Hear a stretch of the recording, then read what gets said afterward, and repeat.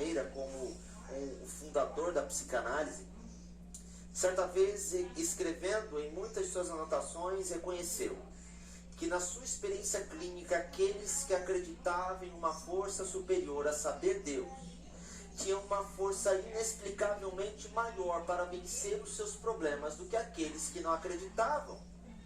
Aquilo que um ateu não sabia explicar, a Bíblia diz, é o poder de Deus. Quanto mais eu vivo em Deus, mais poder eu tenho para enfrentar aquilo que para os outros é difícil de enfrentar, é aniquilador, para os outros é um sofrimento sem fim, mas para aquele que crê em Deus, é vitória garantida, é testemunho pregado e falado a partir de sua vida. Aquele que enfrenta as suas batalhas em Deus gera trauma, aquele que enfrenta essas batalhas com Deus vive testemunho. Por essa razão, Jesus Cristo, olhando para os discípulos, disse: a morte de Lázaro será testemunho do poder daquele que tem toda a autoridade para dar a vida. Os discípulos não entenderam, mas aquele que estaria entrando na pedra representaria todos aqueles que sairiam dos túmulos pelo poder de Deus. Os discípulos não foram capazes de entender isso por uma razão. E aqui vem a segunda lição que quero extrair dessa história. Mesmo estando com o mestre, eles não haviam entendido ainda o poder do mestre. E sabe por quê? Porque existe uma grande diferença entre aqueles que seguem Jesus por admiração e aqueles que seguem Jesus por discipulado, por adoração. Aquele que segue Jesus por admiração sempre fica esperando para ver se Jesus vai confirmar a sua expectativa. Aquele que segue Jesus por adoração não precisa ter na sua vida expectativa para confirmar que ele segue o mestre. Ele adora o mestre e sabe que o mestre pode curar, como pode não curar. Ele sabe que o mestre pode resolver, como o mestre pode não resolver. Isso em nada altera a adoração dele ao mestre. Mas aquele que segue o mestre por admiração vive baseando a sua fé em milagre após milagre. Se Deus realiza um milagre, ele é o Cristo, aquele que estávamos aguardando. Se Jesus não realiza um milagre, ele é um falso mestre. Eu não posso crer nele.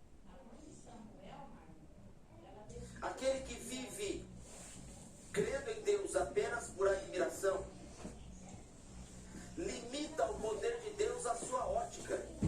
E a prova disso é que Marta e Maria estavam reclamando com Jesus, dizendo: Senhor, olha só, nós estamos aqui, Senhor. Se o Senhor tivesse chegado antes, com certeza o nosso irmão estaria vivo até agora. Olha só que coisa incoerente. Elas estavam diante daquele que tem a vida em si mesmo e pode dar a vida a quem ele quiser, mas elas estavam dizendo que se Jesus tivesse vindo quando ele ainda estava vivo, ele continuaria vivo. Não haviam percebido ainda que elas estavam diante daquele que tem em suas mãos a chave da morte, para retirar da morte quem quiser, para dar vida a quem quiser, para criar a partir do nada e fazer por meio de sua palavra aquilo que nenhum ser humano é capaz de fazer, mesmo com todo o recurso e ciência do mundo. Elas estavam reclamando do tempo de Deus em relação à vida, se esquecendo que a vida estava na frente delas e ele escolheu vir a seu tempo. Jesus olha para elas e pede apenas uma coisa: você crê em mim? Creio sim, Senhor, eu creio. Eu vou perguntar de novo: você crê em mim? E ela respondeu: sim, Senhor, eu creio. Então espere e você verá. Me chama a atenção os discípulos. Os discípulos estavam ali com Jesus, acompanhando Jesus em todos os milagres, mas ainda não haviam compreendido de fato que Jesus era o Filho de Deus, embora verbalizassem isso. E interpelando Jesus, disseram assim: Senhor, mas se a gente voltar para a Judéia, tentar matar a gente. O Senhor quase foi apedrejado. E Jesus disse: vamos voltar. Nesse momento, então, Tomé, olhando para ele, disse assim: estamos indo para morrer junto com o Mestre. Ele não falou isso com alegria no coração. Ele falou isso com a certeza de alguém que está seguindo quem não acredita, mas segue por falta de opção.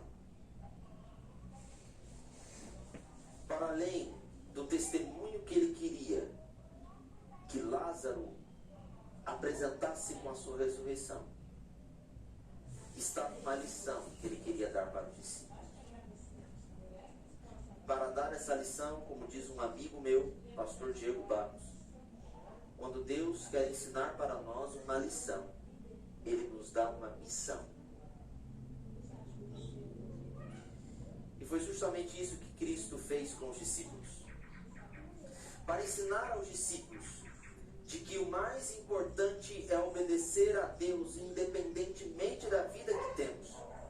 Jesus Cristo dá uma missão aos discípulos, e a missão é: venham comigo, ainda que vocês corram risco de vida, venham comigo, ainda que vocês não acreditem que eu tenho poder para fazer o que eu estou falando para vocês, venham comigo. Jesus Cristo queria ensinar para eles uma lição, a de que eles foram chamados para falar ao mundo em trevas, para levar luz ao mundo que estava envolto em escuridão, e para isso Deus deu a eles uma missão: venham comigo.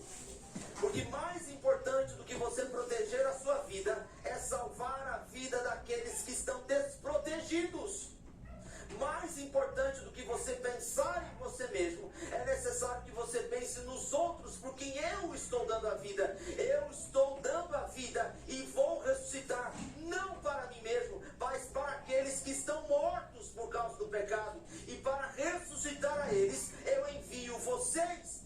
Ouçam bem uma coisa, irmãos. Ouçam bem vocês que são adventistas do sétimo dia, que já estão na igreja há muito tempo. A igreja não é uma agência salvadora dos que já foram salvos. A igreja é uma agência ganhadora daqueles que estão perdidos. Na igreja não deveria haver lugar cativo. Na igreja as pessoas não deveriam estar mais apaixonadas do que pelos cargos, do que apaixonadas por pessoas. Há muitas pessoas que se orgulham de pertencer a igrejas há muitos anos.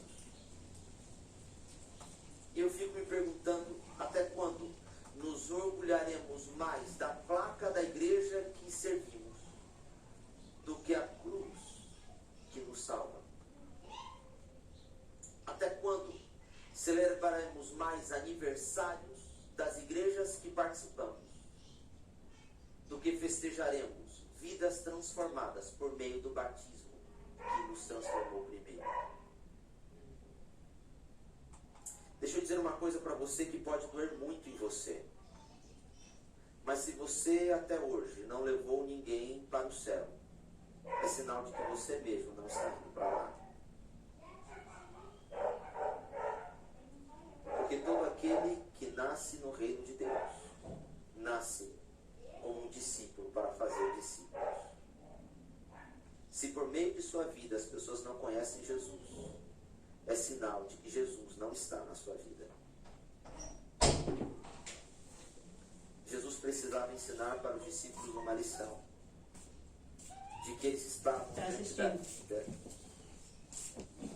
Mas para isso, ele deu aos discípulos uma missão: venham comigo, ainda que correndo risco de vida. Nós poderíamos dizer que temos muitas missões, mas a Bíblia é bem clara: a nossa missão, o propósito da nossa vida como cristão, deve ser única e exclusivamente a de salvar.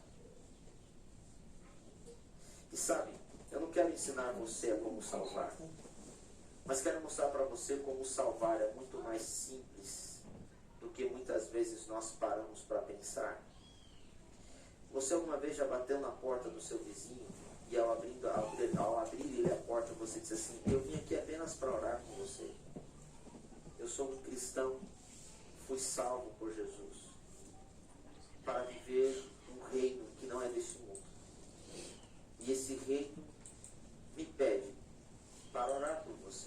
orar por você. Você já fez isso alguma vez? Alguma vez, de universidade, você já se reuniu com seus amigos e disse assim, olha, eu sou cristão, vocês sabem bem disso. E nós temos na nossa igreja, por ordem do mestre, a prática de orarmos uns pelos outros. Na nossa igreja nós oramos uns pelos outros. E eu quero nesse momento orar por vocês.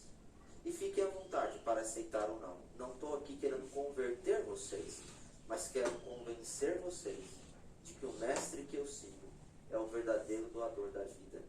Posso orar por você? Sabe por que muitas vezes não somos missionários? Porque simplesmente não entendemos que Cristo nos salvou primeiro. Jesus Cristo pega os discípulos e leva. E repetidas vezes ele precisa afirmar para as irmãs que ali estavam com ele de que ele era o Senhor. Eu fico imaginando o fardo de Jesus de toda hora ter que dizer, mesmo provando por meio dos seus milagres, quem ele era. Deixa eu perguntar uma coisa para você. Será que Jesus precisa em todo o tempo dizer quem ele é e o poder que ele tem para que você continue crendo nele? Quantas vezes mais você vai continuar fazendo acordos com Jesus para que você possa crer nele? Quantas vezes mais você vai se ajoelhar e negociar com Jesus para que, se Jesus atender o seu pedido, você possa acreditar nele? Será que já não é suficiente? Será que já não basta a quantidade de vezes que Jesus fez coisas grandiosas na sua vida para que você possa crer nele? Ouça bem uma coisa, quão pequena é a sua fé, a ponto de ainda depender de que Deus continue a provar e provar para você quem ele é e o poder que ele tem. Será que já não basta tudo aquilo que Deus fez para você acreditar naquilo que ele tem poder ainda para fazer? Ouça bem uma coisa, Deus pode fazer o que ele desejar, a qualquer momento em que ele quiser, sob qualquer circunstância em que você estiver. Deus não precisa provar absolutamente mais nada. Ele é, ainda que ele faça. Ele é, ainda que ele não faça. Ele quer, ainda que você não perceba. Ele faz, ainda que você se negue a acreditar.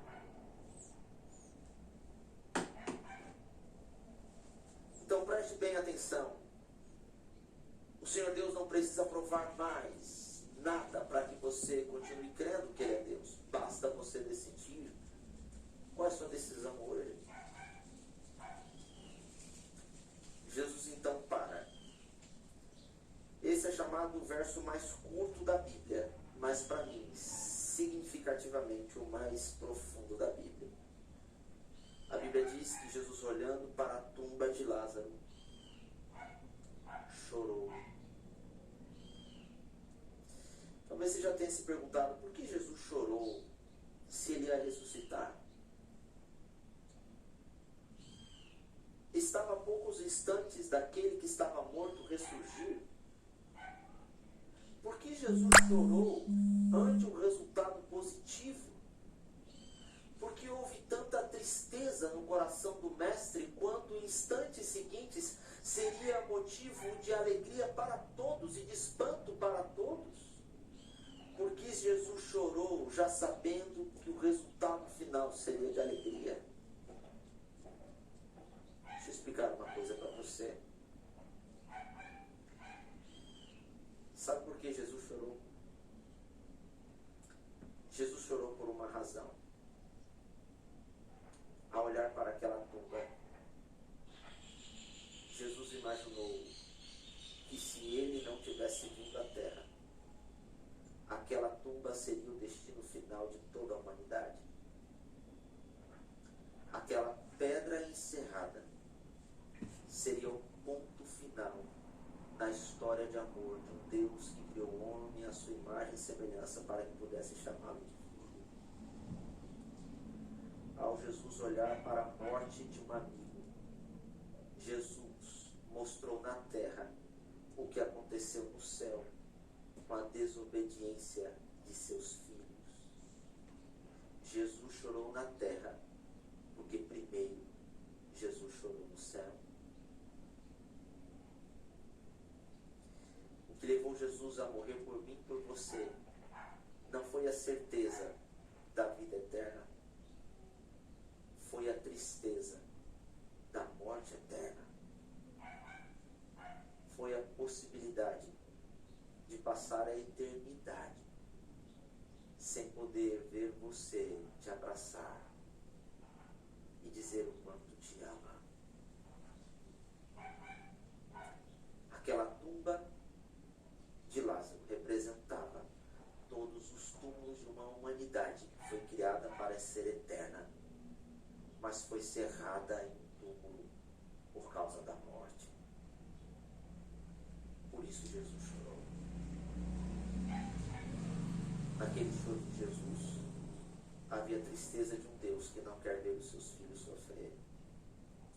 Naquele choro de Jesus havia o lamento de um Deus que, embora morra por todos, nem todos o aceitariam. Naquele choro havia a tristeza de um Deus que viu o que a morte é capaz de fazer na natureza de alguém que foi feito à imagem e semelhança de Deus. Ele viu um homem destituído da imagem. Por isso chorou. Eu quero encerrar esse sermão, porque ao longo dessa semana eu falei tantas vezes para você sobre esse Jesus Cristo. Mas deixa eu dizer uma coisa para você nessa manhã. E é dessa forma que eu quero encerrar esse sermão. Geralmente esse sermão, visto pelos pastores, é encerrado com júbilo e com alegria. Mas eu vou parar por aqui, porque o júbilo e a alegria não serão determinados pelas palavras desse sermão. Serão determinados pelo poder da sua decisão que está aí do outro lado.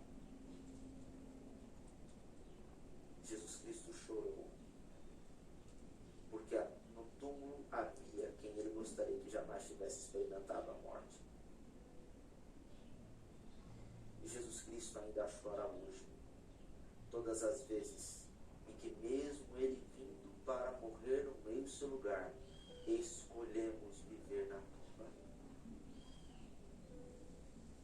Deixa eu dizer uma coisa para você. Jesus Cristo chorou naquele momento para que seu choro fosse apenas ali e ali se encerrasse. Jesus Cristo chorou mais uma vez e pela última vez, para que ele pudesse enxugar as lágrimas daqueles que chorariam.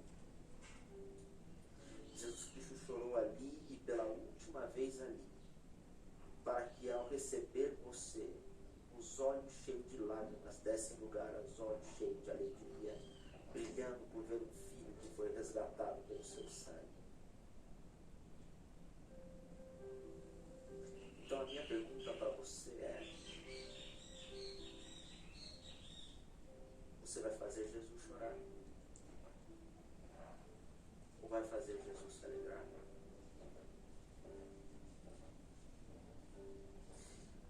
Do que adiantou essa semana inteira, se ao final dela a sua decisão não for a de fazer os olhos de Jesus brilharem?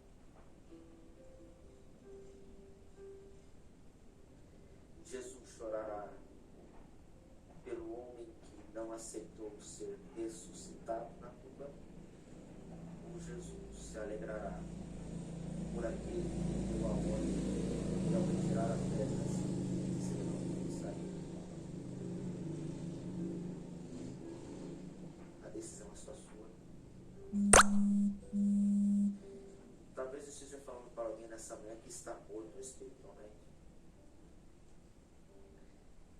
que está com a sua vida completamente distante de Deus, de uma tal forma que se sente morto, já não lê mais a Bíblia, já não tem mais prazer em orar, vive uma vida religiosa baseada apenas em regras, costumes e hábitos, é adventista por uma tradição, é batista, é presbiteriano, é assembleiano, é católico por uma tradição, mas não é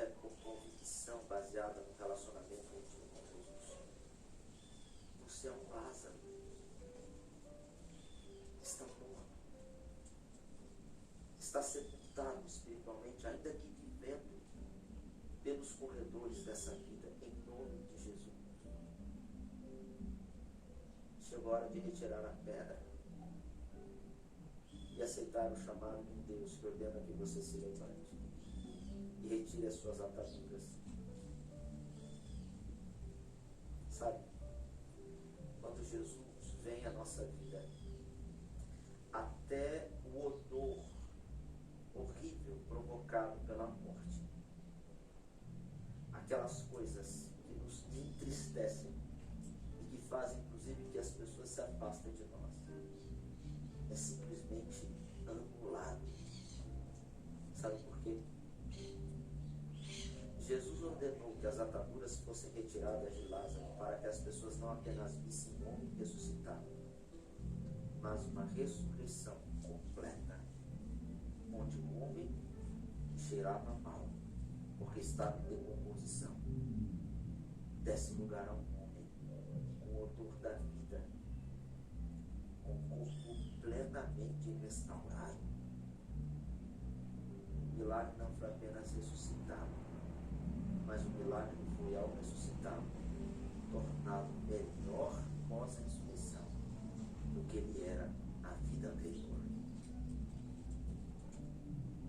Por isso Jesus ordenou que fossem retiradas as ataduras, para que todos vissem que quando ele ressuscita, ele restaura por inteiro.